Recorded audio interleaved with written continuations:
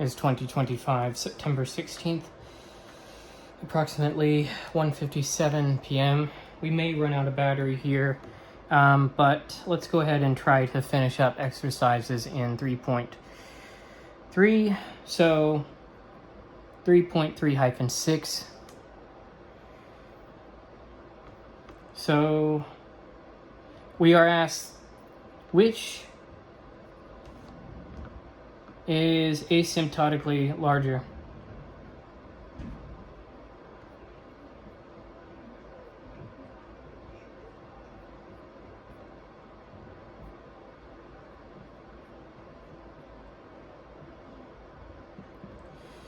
Logarithm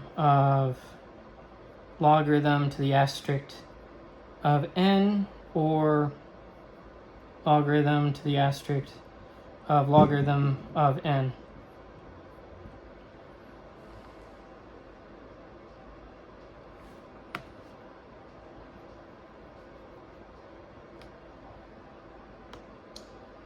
So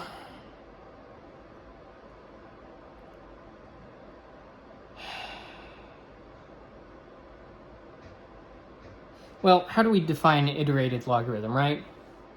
So we said, well, the iterated logarithm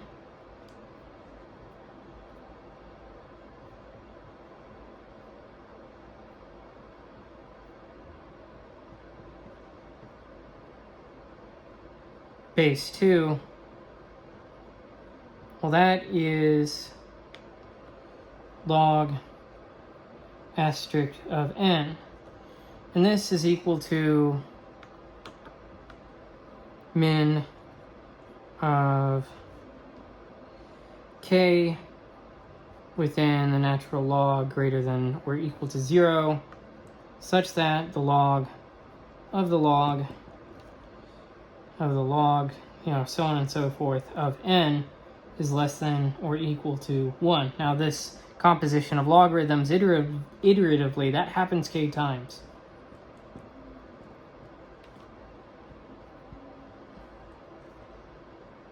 For n is greater than 2, we have the basic identity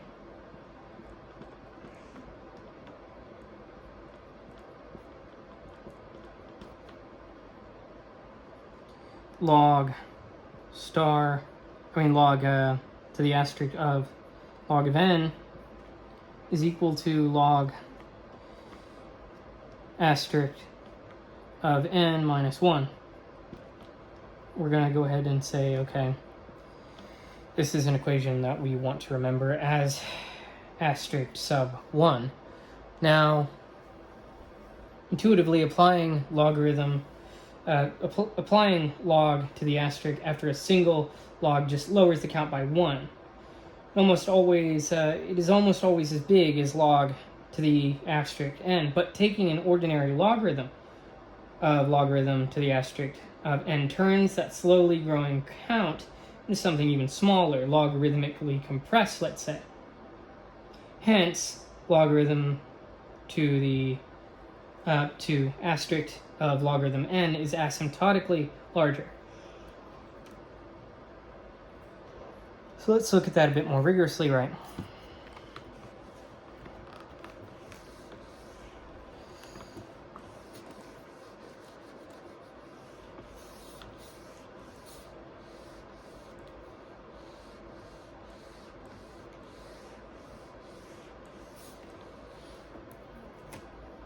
So let's let t be equal to some log to the asterisk of n, some iterated logarithm. Then t approaches infinity. As n approaches infinity, albeit slowly, right, because it's logarithm.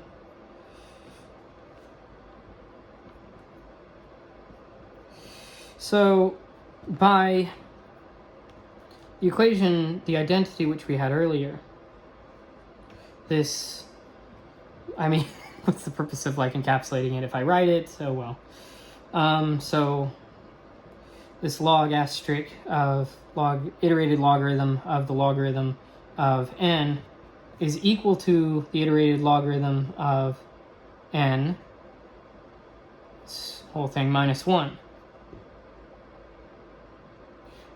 For, of course, lest we forget, for n is greater than 2.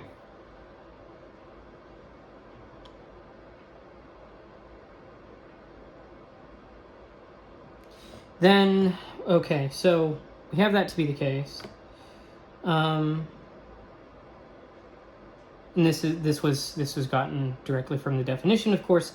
And what furthermore can we say? Well, we can say the iterated logarithm of the logarithm of n is equal to t minus 1, right? T minus 1. And that the logarithm of the logarithm, the asterisk of n, is equal to the logarithm of t. Therefore, logarithm to the asterisk of the logarithm of n over the logarithm of the logarithm star of n, iterated logarithm of n, is equal to t minus 1 seconds over logarithm of t, which approaches infinity as t approaches infinity, right? Because this, thinking about it intuitively, right? The numerator grows a lot faster than the denominator in this case. So, what does this mean? Well, since t over log of t approaches infinity, well, that's rather explaining this. So, but hence logarithm, the asterisk of the log of n grows asymptotically faster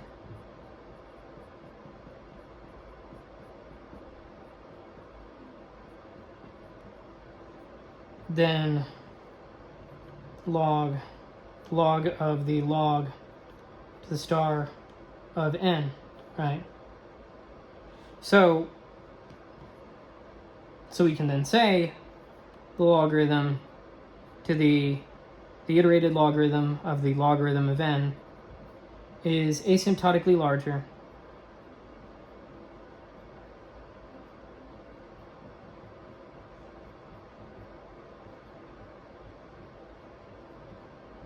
than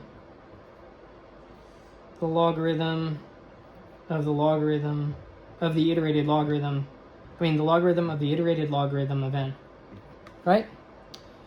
Okay, now let's move on to the next one. Hopefully we can reach all of them before the battery runs out. If not, well, due to a series of unfortunate events, not by Lemony Snicket in this case, we will indeed have to keep on going. With another part, sorry. Okay.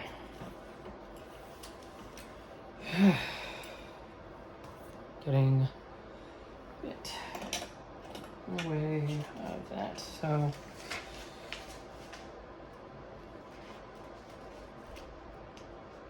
if you think about it, it's like, well,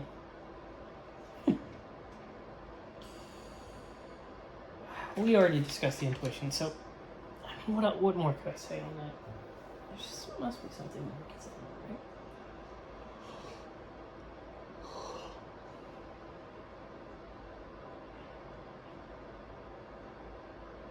Taking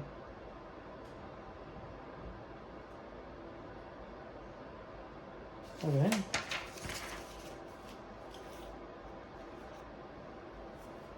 So let's move on to 3.3-7. So show that the golden ratio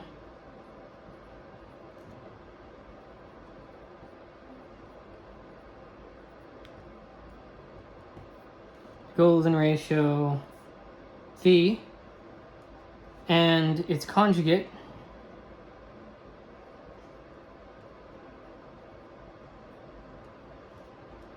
which is phi cap, both satisfy the equation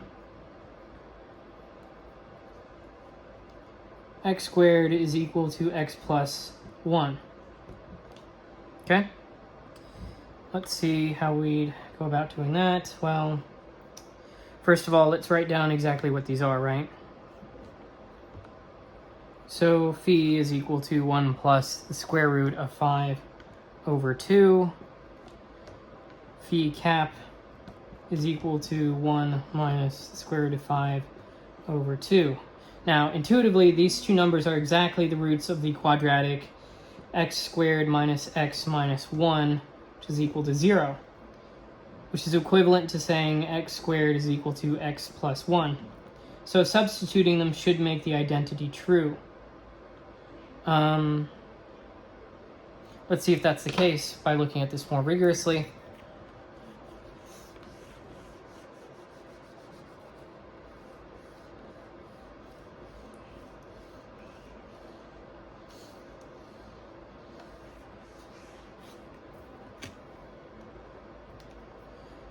So compute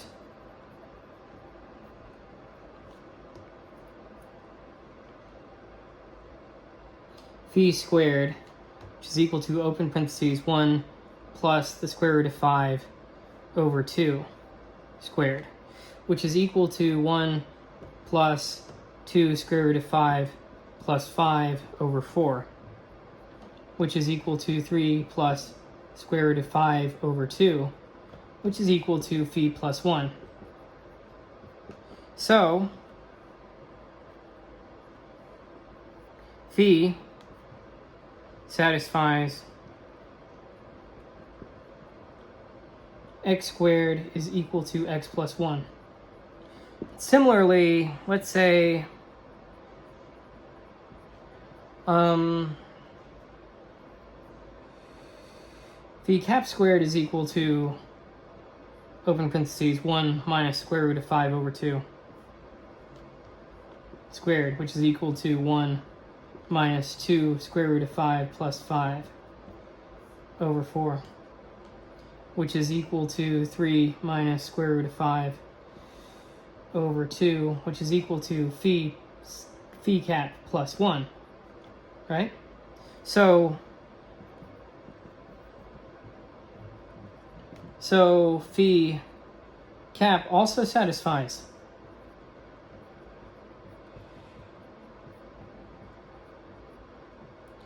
x squared is equal to x plus 1, right?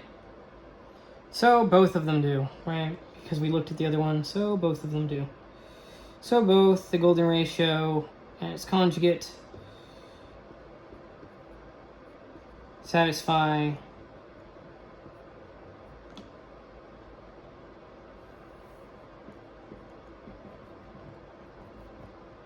x squared is equal to x plus 1.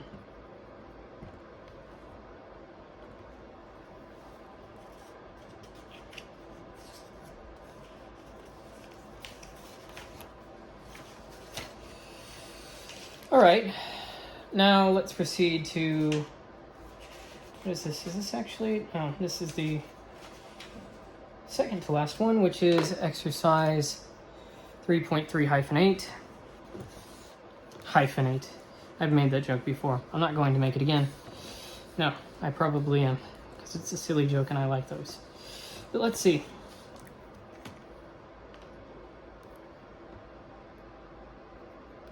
(3.3-8). So we're asked to prove by induction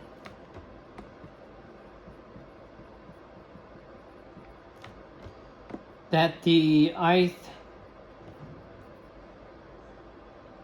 Fibonacci number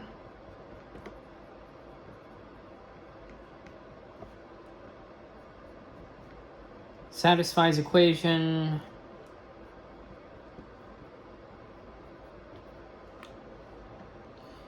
f sub I is equal to theta to the I minus theta cap to the I over 5, right?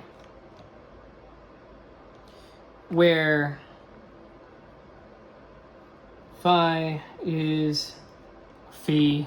If I've been saying phi this entire time, that's not a good look. Phi, phi, fo, fum.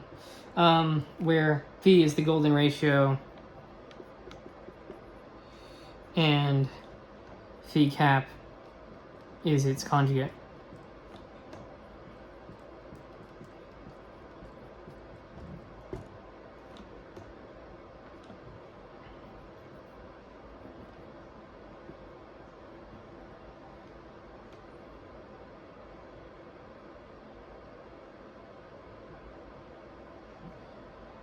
So the Fibonacci sequence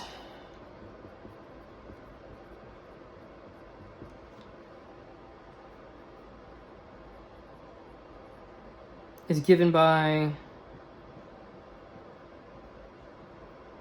f of 0 is equal to 0, f of 1 is f sub 0 is equal to 0, f sub 1 is equal to 1, and f sub I is equal to f sub I minus 1 plus f sub I minus 2 for I greater than or equal to 2.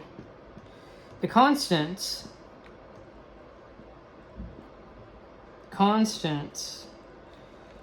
are phi, which is equal to 1 plus square root of 5 over 2, and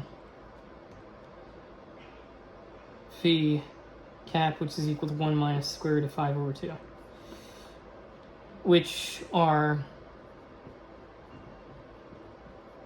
the two roots of x squared, which is equal to x plus 1. So intuitively, this formula, known as Benet's formula, he's famous for a lot of other things, I'm pretty sure.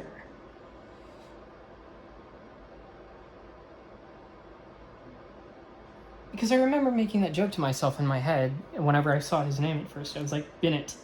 Just no.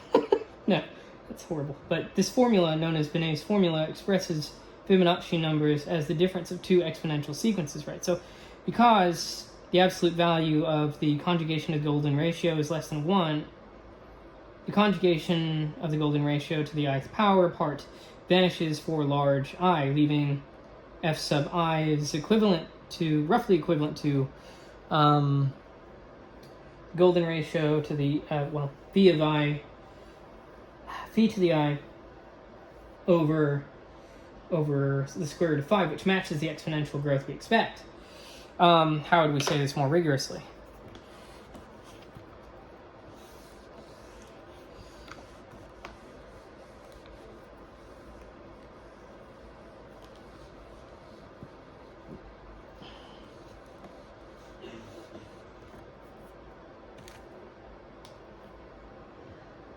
So we're asked to prove this by induction, which implies that we must use base cases, right? So for I is equal to 0, phi to the 0 minus phi cap to the 0, square root of 5, well, what's that equal to? Well, that's just equal to 1 minus 1 over the square root of 5, which is equal to 0, which is equal to f sub 0, okay? Now, for I minus 1, for I is equal to 1, phi to the 1 minus phi cap to the 1 is equal to phi, that's supposed to be square root of 5, is equal to phi minus its conjugate, square root of 5, which is equal to the square root of 5 over 5, which is equal to 1, which is equal to f sub 1. So the formula holds.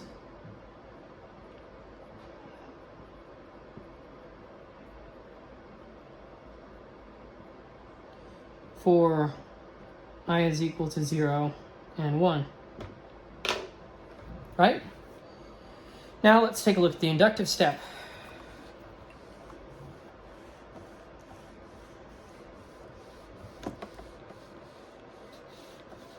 Which, of course, is going to take a bit longer, but that's fine.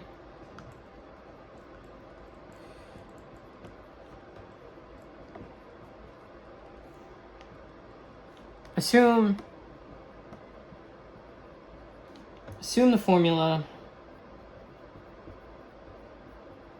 holds for I is equal to k minus 1 and I is equal to k minus 2, i.e. f sub k minus 1 is equal to phi to the k minus 1 minus phi cap to the k minus 1 all over the square root of 5, and phi to the, well, phi sub k minus 2 is equal to phi to the k, well no, f sub k minus 2 is equal to phi to the k minus 2 minus phi cap to the k minus 2 all over the square root of 5. Well, what can we then say? Well, then we can say, okay, f sub 5 is equal to f sub k minus 1 plus f sub k minus 2, which is equal to 1 over the square root of 5 times, open parentheses, phi to the k minus 1 minus phi cap to the k minus 1 plus phi to the k minus 1 minus phi cap to the k minus 2. So, if I said that correctly, phi to the k minus 1 minus phi cap to the k minus 1 plus phi to the k minus 2 minus phi cap to the k minus 2. What we can actually do from here is to factor each pair, if I can get to it. Just brace against the clock. Battery, right? So, okay, this battery problems, I mean to say. Not, in a legalistic sense, you should never commit battery. Unless you have to. No. Gosh dang. Okay, so we factor each pair and we get that this is equal to 1 over the square root of 5. So it's still going. I got a low battery notification. Anyways, 1 over the square root of 5 times, open parentheses, phi k minus 2 times phi, 1 over 5 times, open parentheses, phi to the k minus 2 times, open parentheses, phi plus 1, close parentheses, minus phi cap to the k minus 2, open parentheses, phi cap plus 1, close parentheses, close parentheses. That's what we get by factoring each pair. Now, well, we simply took out the 1 over square root of 5, and then how would I describe this to myself? Well, yeah, I mean, like, we factored each pair. I feel like that's pretty self-explanatory at this point, right? So, since phi and its conjugate phi cap satisfy x squared is equal to x plus 1, we have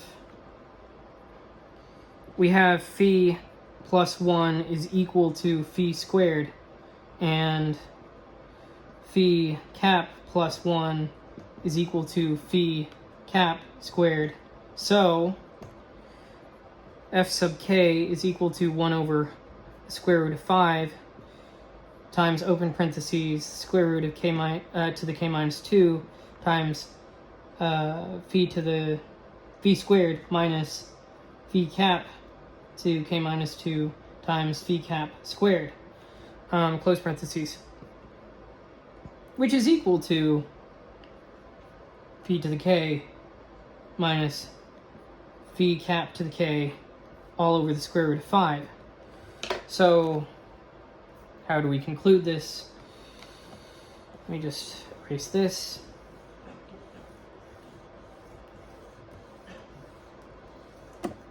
Oops. So, by induction,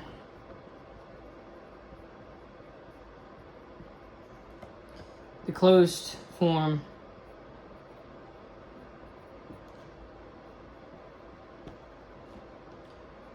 f sub I is equal to phi to the I minus phi cap to the I all over the square root of 5. This holds for all integers I greater than or equal to 0. Okay, that completes exercise 8. Now let's move on to exercise 9, which is the final exercise in 3.3, which has been quite a tenacious escapist from our understanding. Okay, so 3.3-9. So show that k times log k is equal to theta of n implies k is equal to theta of n divided by log of n. So what's the intuition for this? Well, the function h of x is equal to x times, well, x log z, it's equal to x log x, right? And that is eventually increasing. That function is eventually increasing. And almost linear, just multiplied by slowly varying factor, log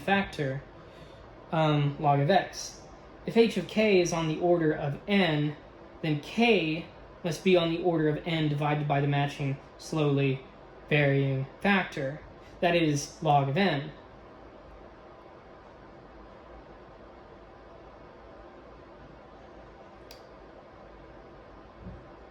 Okay, let's look at this a bit more rigorously. I had a bit of another note here to say, but not too sure about that. So we'll just look at it a bit more rigorously to make sure my thinking here is accurate. Well, assume there are constants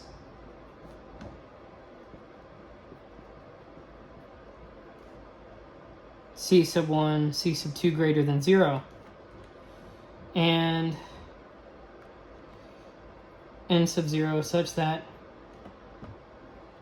for all n greater than or equal to n sub 0, c sub 1 times n is less than or equal to k log k, which is less than or equal to c sub 2 of n.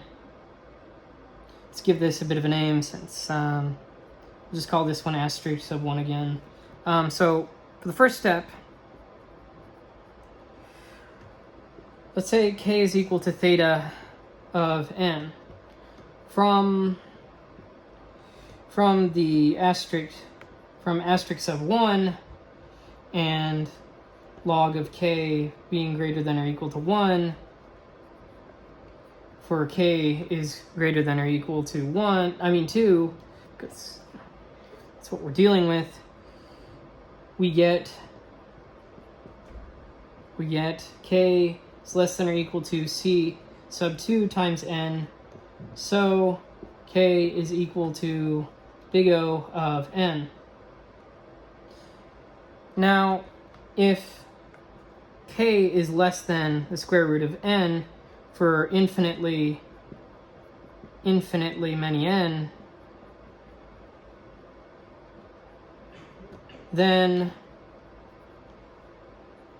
k log k is less than or equal to the square root of n times 1/2 log n, which is equal to little o of n. Strictly, right? So contradicting, this is a contradiction because c sub 1 times n is less than or equal to k log k.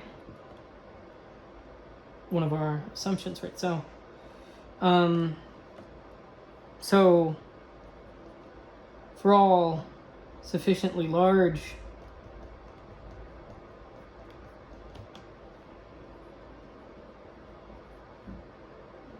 n k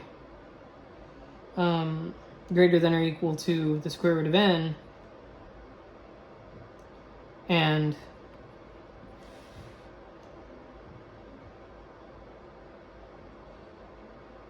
Yeah. Hence for all sufficiently large n, sorry, k is greater than or equal to the square root of n.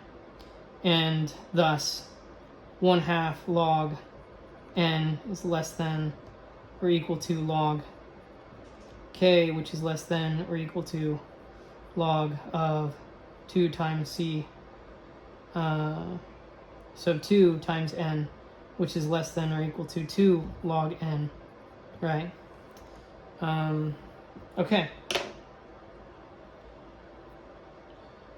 Now for this here, I'll mark this as asterisk sub 2, this part here. We'll continue on with the rest of this after I erase this.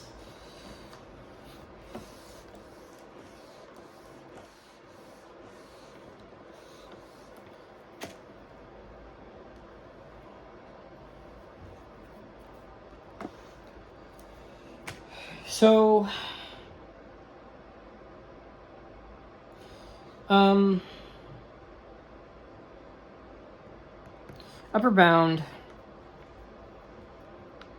upper bound k is equal to big O of n divided by log n. From k log k greater than or equal to c sub 1 times n, and upper bound in asterisk sub 2, we have that k is greater than or equal to c sub 1 times n over log of k, which is greater than or equal to, whoops,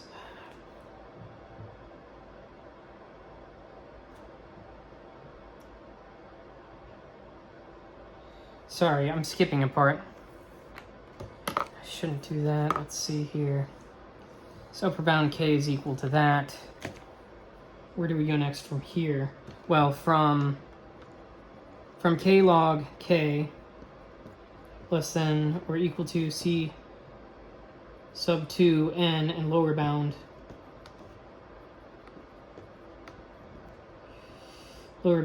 in asterisk sub 2, k is less than or equal to c sub 2 times n over log k, less than or equal to c sub 2 times n over 1/2 log of n, which is equal to 2 times c sub 2 times n over log n. Now, for the lower bound, k is equal to big omega of n divided by log of n. From k log k is greater than or equal to c sub 1 times n, and upper bound in asterisk 2, k is greater than or equal to c sub 1 times n over log of k, greater than or equal to c sub 1 times n over 2 times log of n, which is equal to c sub 1 over 2 times n over log of n. All right. Well, what do we get when we combine these two, right? So, let me just erase this. Combining these two,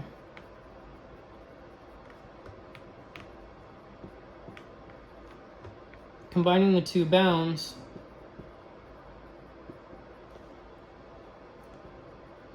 gives constants a and b are greater than 0, such that this is supposed to be 0, such that for large, for all large n, we have that a times n over log of n is less than or equal to k, which is less than or equal to b times n over log n. Therefore, k is equal to theta of n over log of n as required. Right? QED, good to go for 3.3-9, and good to go for all of the exercises in 3.3. So that is it for now.